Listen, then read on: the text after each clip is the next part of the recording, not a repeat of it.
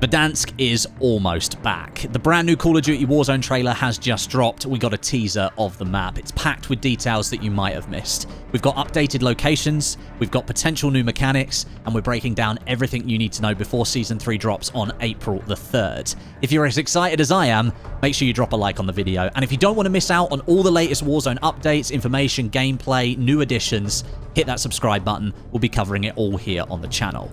Let's dive into the details. Right off the bat, it is worth mentioning this isn't a gameplay trailer, it's a cinematic render, but it's giving us the best look yet at what Verdansk is going to look like in this version of Call of Duty. Some people have been wondering if we're going to see like large-scale visual changes, and from this teaser trailer, that doesn't look to be the case. Throughout the trailer, we're seeing big throwbacks to the beginning of Warzone, even here with the OG operator skins being used. Whether we see some sort of moratorium on insane character skins at launch, I do think that's highly unlikely, but at least in this showcase, they've tried to bring back that OG vibe. Even the color palette looks similar. With the dropship in the trailer being the older, like C-130 style plane that we had on Verdansk back in 2020, I'm expecting the Black Ops helicopters to make way for that here on this version of Verdansk, even though we are launching this version with a Black Ops title, which normally uses helicopters, as we've already got on Urzikstan. Diving into things a little bit deeper, there are several hidden details in this trailer. The first one that I noticed is right here.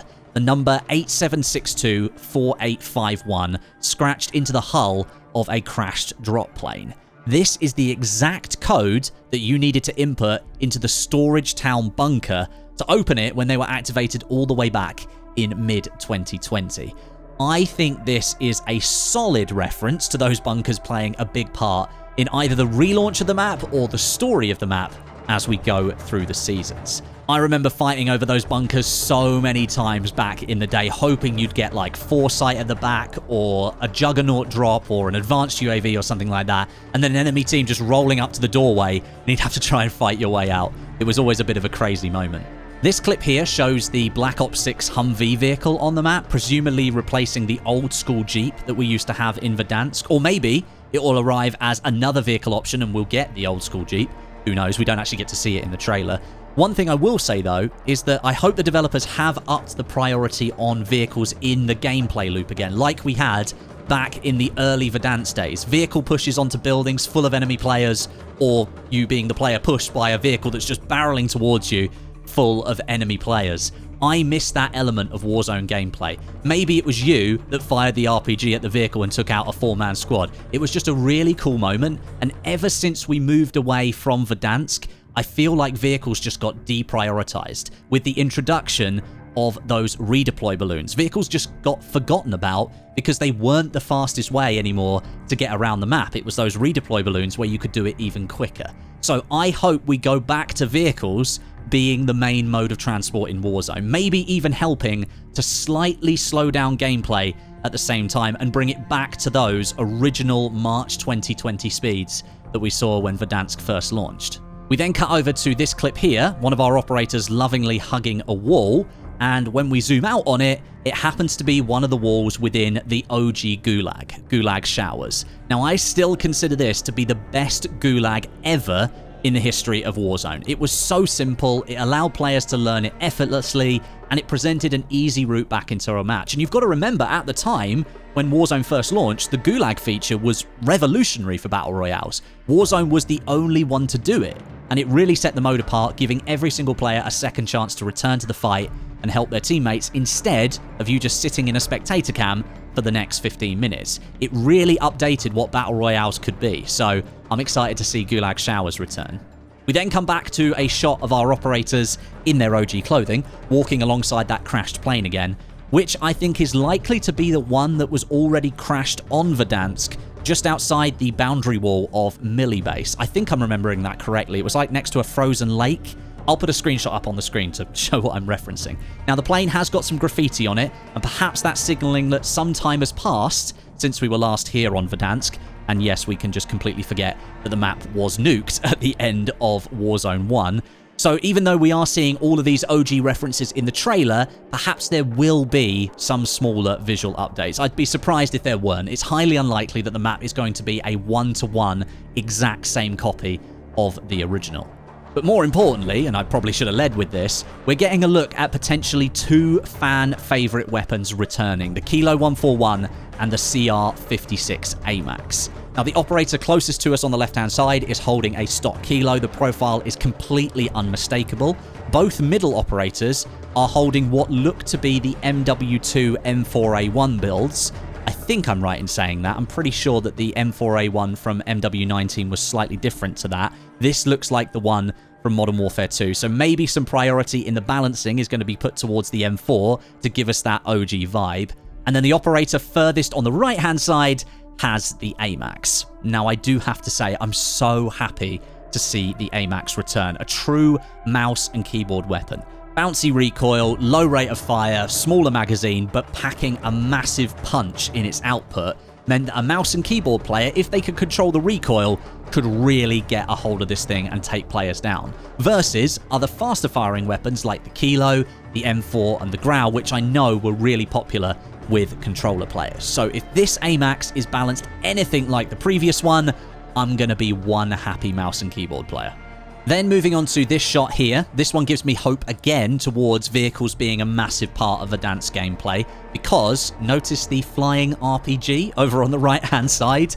The very first meta of Verdansk, I think, was the stockless M4 paired with an RPG secondary. I think this right here is a big reference to that original meta.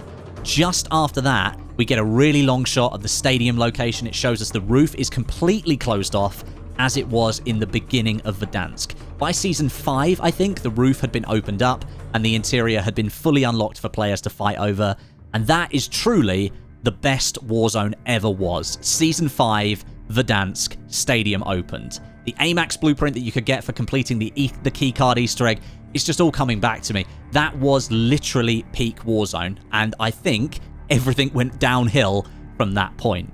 Just here, we do get to see a helicopter crashing into the ground, and I can't say with complete confidence that this is the OG Little Bird from Verdansk, but it certainly isn't the Black Ops 6 chopper model that we've currently got in Warzone. Looks a little bit different to me. Oh, and the operator that's hanging out of the car is also holding onto another Kilo 141.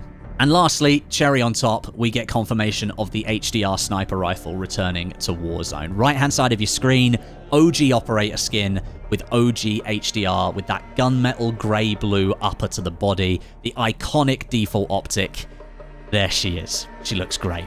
Honestly, they couldn't have picked a better selection of weapons to bring back. Who knows, maybe the devs will add more of these OG weapons as the seasons progress and we get more options that we had in 2020. For one, I'd love to see the Grau return in some form, because that thing dominated Warzone for so long, but it's just part of the feel. And if you want to bring OG Warzone vibes back, I think you're going to have to bring back the Grau at some point.